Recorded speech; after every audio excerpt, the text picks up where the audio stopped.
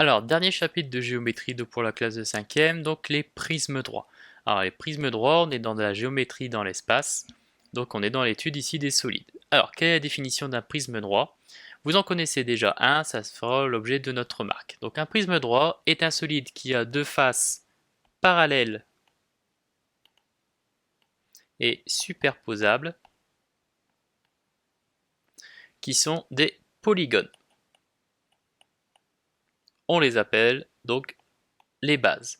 Ça fait un peu, on peut faire un petit peu le parallèle avec donc le cylindre de révolution. On a également deux faces parallèles et superposables, mais qui étaient obligatoirement ici des disques. Nous, pour le prisme droit, on aura le droit de choisir sa base dans la limite des polygones. Donc les polygones, je vous rappelle ce que c'est, ce sont des figures fermées avec des côtés droits. Donc c'est le triangle, le carré, le parallélogramme, le rectangle, et on peut augmenter le nombre de côtés à chaque fois. Toutes les autres faces du prisme droit sont des rectangles. On les appelle les faces latérales. Ce sont les faces qui sont donc sur le côté de la base. Donc on appelle ici donc les faces latérales.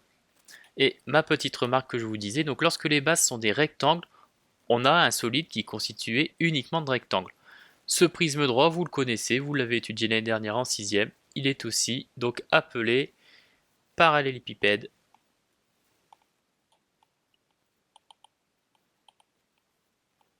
rectangle, ou pour aller plus vite, le pavé droit. C'est-à-dire que le pavé droit que vous avez étudié donc l'année dernière en classe de 6e, c'est donc un prisme droit particulier où vous n'avez que des rectangles. Alors ici je vous ai mis donc ici un exemple de prisme droit. Donc vous avez ici les deux bases qui sont des triangles, donc on a bien ici donc des polygones.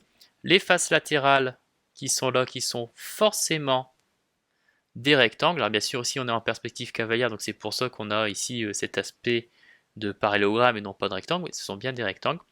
Et enfin, la dernière chose qu'il faut retenir, c'est que les deux bases sont séparées par une distance que l'on appelle la hauteur ici du solide. C'est exactement la même chose que lorsque vous avez parlé de hauteur dans un cylindre de révolution. Alors ici j'ai mis une base triangulaire, mais ça peut être vraiment beaucoup de choses. Donc ici je vais vous en présenter donc plusieurs. Donc voilà, ici vous avez plusieurs prismes droits face à vous.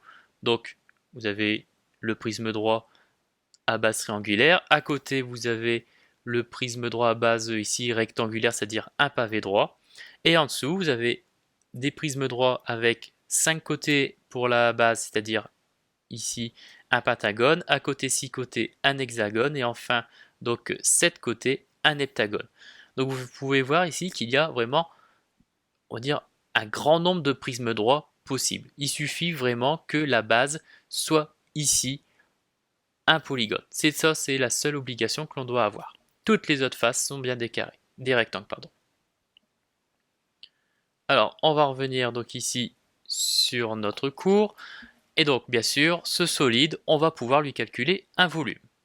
Donc, le volume V d'un prisme droit est égal au produit de l'aire d'une base par la hauteur du prisme droit, c'est-à-dire que V est égal à l'aire de la base fois sa hauteur, c'est-à-dire que c'est exactement la même formule pour le cylindre de révolution. Sauf que là, à chaque fois, il faudra bien faire attention de calculer la base, l'aire de la base, avec la bonne formule. Tout dépendra de votre base. Vous avez donc ici deux exemples, un premier prisme et un deuxième.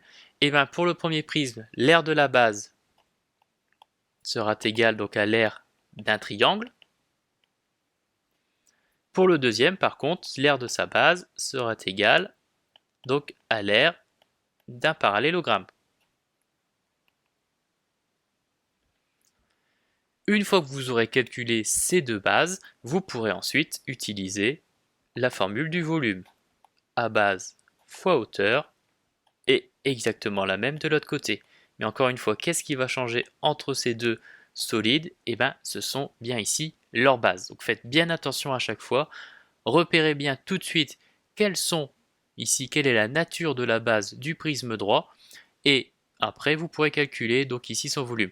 Je vous conseille très fortement de faire ce calcul en 2 étapes. D'abord l'aire de la base, puis ensuite le volume, comme ce que l'on faisait avec le cylindre de révolution.